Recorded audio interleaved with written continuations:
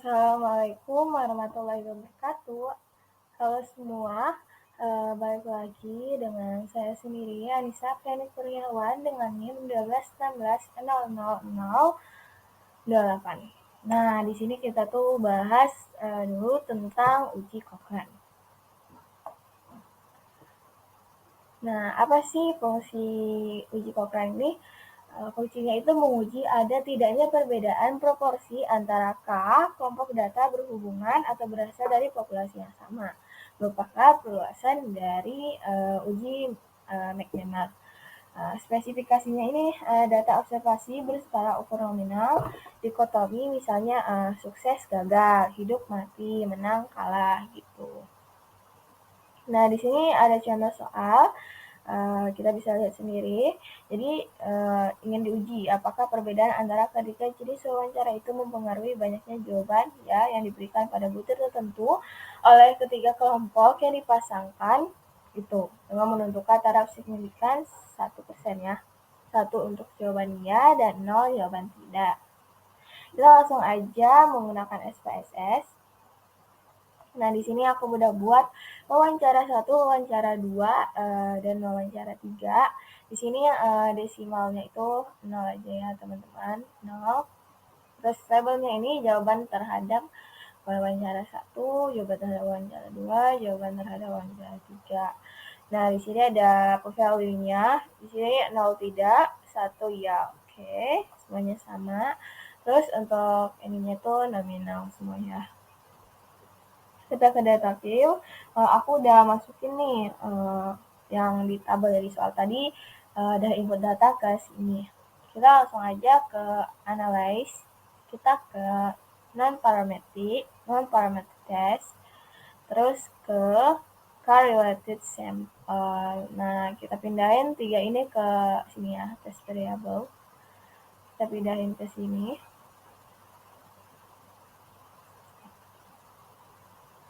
Kita pindahin tiga-tiganya. Nah, kita ini unchecklist ya. Kita ke Cochrane ya. Karena emang bahas bagi materi Cochrane. Oke. Nah, dari hasil yang sudah kita input tadi itu dapatlah output ini. Nah, ini dia. Kita langsung jadi dari data yang diinput itu menghasilkan ya, hipotesa penelitian. Ini dia adanya perbedaan ketiga jenis wawancara. Hipotesis statis yaitu H0, theta 1 sama dengan theta 2 sama dengan theta 3 peluang jawaban ya sama pada tiga jenis wawancara. H1, theta 1 tidak sama dengan theta 2, tidak sama dengan theta 3 peluang jawabannya ya tidak sama pada tiga jenis wawancara. Nah, dalam signifikannya ini sesuai soal ya, 1%. Nah, ini dia hasil SPSS ya, tadi udah kita cari, kita copy ke sini ya. Nah, ini tugasnya. Terus kriteria uji nih. H0 ditolak jika p-value kurang dari sama dengan alpha. Jadi kesimpulannya berdasarkan hasil SPSS tersebut p-value 0,000 nih dia nih signya. Itu tuh kurang dari alfanya 0,01%. Maka H0 ditolak. Artinya bahwa peluang dari ketiga jenis wawancara tersebut berbeda. Gitu. Nah, selanjutnya kita akan bahas uji Wilcoxon. Nah, uji Wilcoxon. Fungsinya itu menguji perbedaan dua sampel berpasangan. Yang kedua, menguji efektivitas suatu treatment. Yang ketiga, alternatif dari uji t-test. Jika uji normalitas tidak dapat dipenuhi. Jadi spesifikasinya terus data observasi berskala ukur sekurang-kurangnya interval. Asal populasi sama. Yang ketiga, memperhatikan arah perbedaan dan nilai relatif perbedaan dari dua keadaan atau perlakuan. Nah, di sini ada contoh soalnya ya. Ini contoh soalnya, untuk tabelnya ada. Jadi seorang peneliti di bidang marketing melakukan penelitian dengan tujuan untuk menguji perbedaan penjualan sebelum dan sesudah perusahaan memasang iklan di surat kabar rakyat pos. Untuk keperluan tersebut diambil sampel secara acak sebanyak 26 perusahaan. Nah, kita langsung saja menggunakan SPSS tadi. Nah, di sini aku udah input data tentunya ini. Nah, ini datanya itu insya Allah valid. Ini dari soalnya sendiri. Tuh, kita harus ngecek benar ya, karena kalau data yang dari sini hanya salah, maka nanti pas di outputnya itu bakal salah.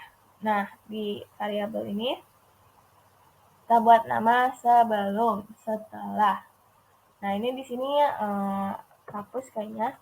Ini sebelum iklan. Ini kita pakai scale dua-duanya. Kita langsung aja ke analyze, terus ke non-parametric test, ke ini, ke to related sample. Nah, kita tunggu. Sini kita pindahin dari ini ke variabel 1, sesuaikan ke variabel 2. Nah, di sini ada kan kita udah checklist Bill Coxon. Kan benar, kita lagi bahas Bill Coxon. Oke. Nah, dari hasil input data tadi kita dapat deh dua tabel berdasarkan yang tadi kita udah input. Di dua tabel ini tuh ada rank dan tes statistik. Nah, ini dia. Kita dapat value-nya 0,002. Kita langsung ke sini. Ini dia. Jadi dari berdasarkan hipotesis penelitiannya, adanya perbedaan penjualan sebelum dan sesudah perusahaan memasang iklan di surat kabar rakyat pos. Hipotesis statistiknya itu H0, tidak terdapat perbedaan penjualan sebelum dan sesudah perusahaan memasang iklan di surat kabar rakyat pos.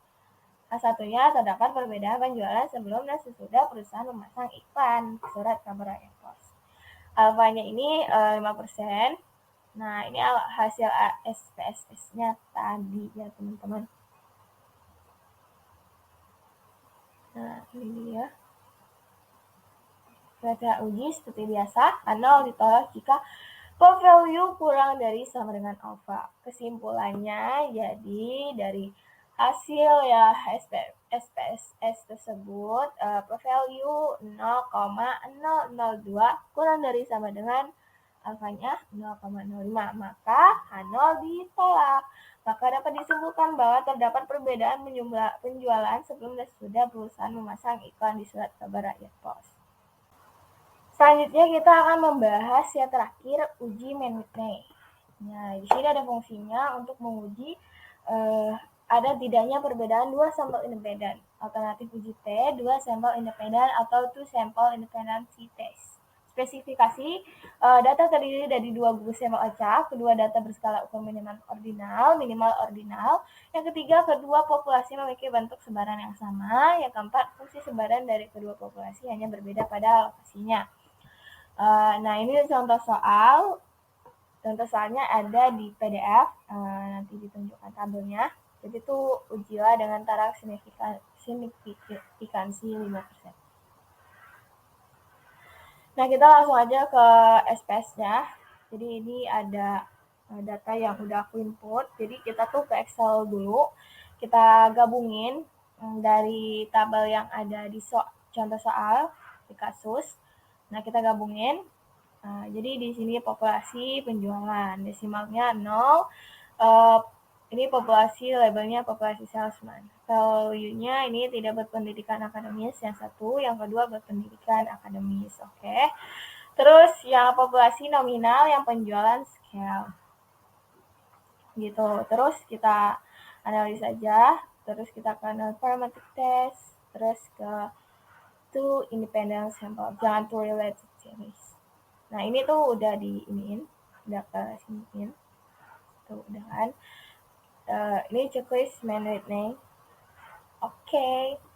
Nah, dari hasil FPS tadi, data yang dari input tadi ada nih 2 tabel.